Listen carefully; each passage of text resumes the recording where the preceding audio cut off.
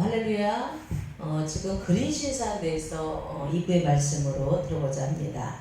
신명기 11장 23절에 여호와께서 그 모든 나라 백성을 너희 앞에서 다 쫓아내실 것이라. 너희가 너희보다 강대한 나라들을 차지할 것인지이라고 했습니다. 바로 이스라엘 백성들이 하나님께서 원하시는 대로만 하면 하나님은 가나안 땅에 거주하고 있는 아낙 짝성들을 모두 쫓아내 주실 것이라고 했습니다. 또한 강대한 나라들을 차지하게 되는 복을 받게 된다라고 오늘 신명기 11장 23절에 말씀하고 있습니다. 여기서 쫓아내실 것이다 라고 했어요. 히브리서 해석으로 말하면 취하다, 점령하다, 유업으로 받다, 상속하다라는 뜻입니다. 하나님의 말씀을 잘 듣고 순종하면, 그 순종하여서 의지하는 삶을 살아가면 바로 우리 하나님께서 가나안 족속들을 그 나라에서 쫓아내주시고 하나님께서 주신 가나안 땅을 점령하여 자신의 것으로 상속받게 된다라는 말씀입니다. 바로 이 단어는 하나님의 것을 상속받아 보전하고 누리는 것을 나타나는 말씀입니다. 구원받은 하나님의 백성들로 이 세상에서 살면서 하나님을 의지하고 바로 예수 그리스도와 함께하는 삶을 살면서 우리의 강대한 적들을 물리쳐 주시고 바로 하나님의 기업을 상속받게 하여서 영원한 천국에서 누리는 삶을 주시겠다고 약속하고 계십니다.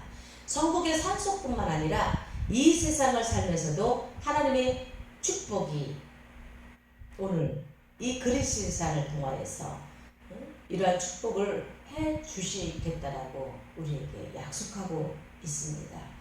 가나안 땅을 준비해 놓으신 것처럼 바로 우리에게도 주실 축복 미리 준비해 놓으시고 여호와 이레 그 하나님께서 우리에게 이 축복을 주신다고 이러한 가나안 땅의 아낙 자손들을 물리칠 때에 바로 하나님께서 직접 역사해 주시겠다고 또 우리 하나님께서 물리쳐 주시는 것을 이렇게 하나님의 백성들을 가나안 땅에서 다시 일어서지 못하는 아낙 자손들을 질박아 주신다라는 것입니다.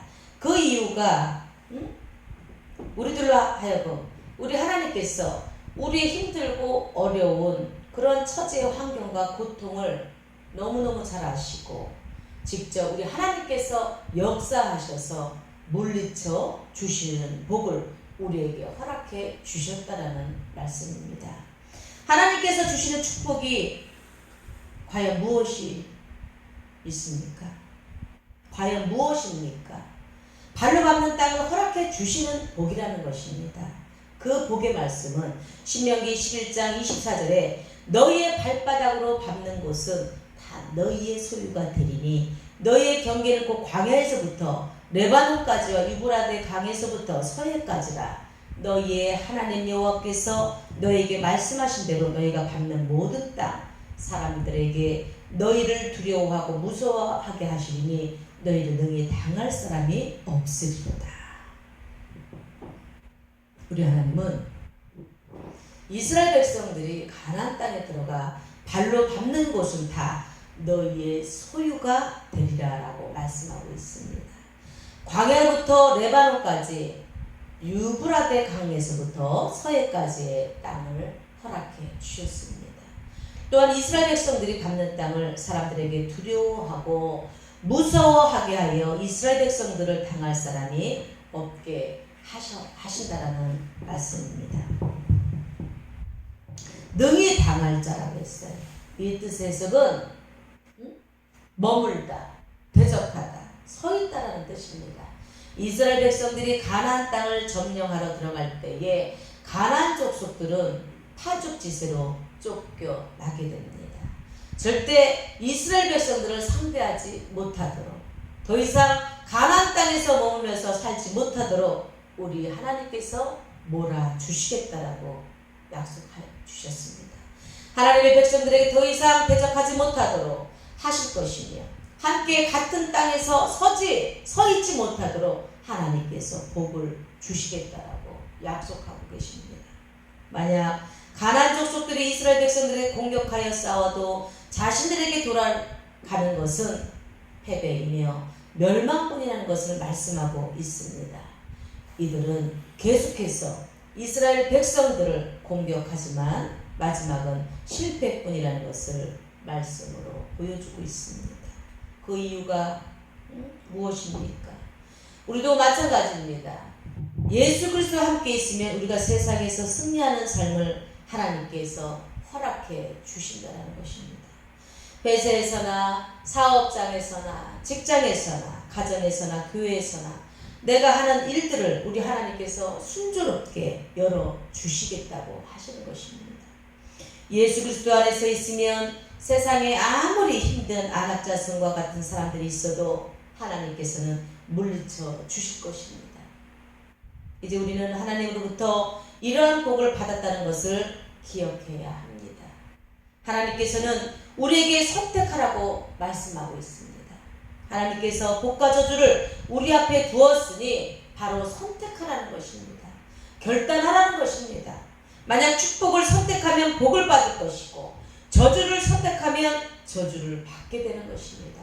그 말씀은 신명기 11장 28절에 너희가 만일 내가 오늘 너희에게 명령하는 도에서 돌이켜 떠나 너희의 하나님 여호와의 명령을 듣지 아니하고 본래 알지 못하던 다른 신들을 따르면 저주를 받으리니.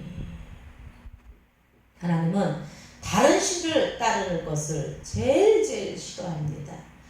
예수 그리스도의 말씀의 도를 돌이켜 떠나 알지 못하던 다른 우상의 신을 따르면 저주를 받게 된다는 말씀입니다. 그럼 우리는 누구를 따라야 합니까? 누구를 쫓아야 합니까? 바로 우리를 죄악에서 건져주신 예수 그리스도를 따라야 하는 것입니다. 다른 육체를 따르면 반드시 저주를 받아 죽게 됩니다. 하나님은 이것을 그린 신산과 에발산의 쥐파를 세우고 그린 신산에서 축복을 선포하고 에발산에서는 저주를 선포하라고 말씀하고 있습니다. 신명기 11장 29절에도 내 하나님 여호와께서 내가 가서 차지할 땅으로 너를 인도하여 들이실 때에 너는 그린 신산에서 축복을 선포하고 에발산에서 저주를 선포하라. 하나님께서 가나안 땅을 주시면 그린 신산에서 축복을 선포하라는 것입니다. 하나님은 왜 그린 신산에서 축복을 선포하라고 말씀하고 있는 것일까요? 그린 신산이라는 말은 히브리어로 게리짐이라고 합니다. 이 단어는 잘라내다, 분리시키다, 끊어지다라는 뜻에서 유래된 말씀입니다. 그린 신산은 바로 어떠한 곳입니까? 바로 축복을 선포한 산입니다. 이 산에서 하나님이 주시는 축복을 기억하며 선포하라는 것입니다.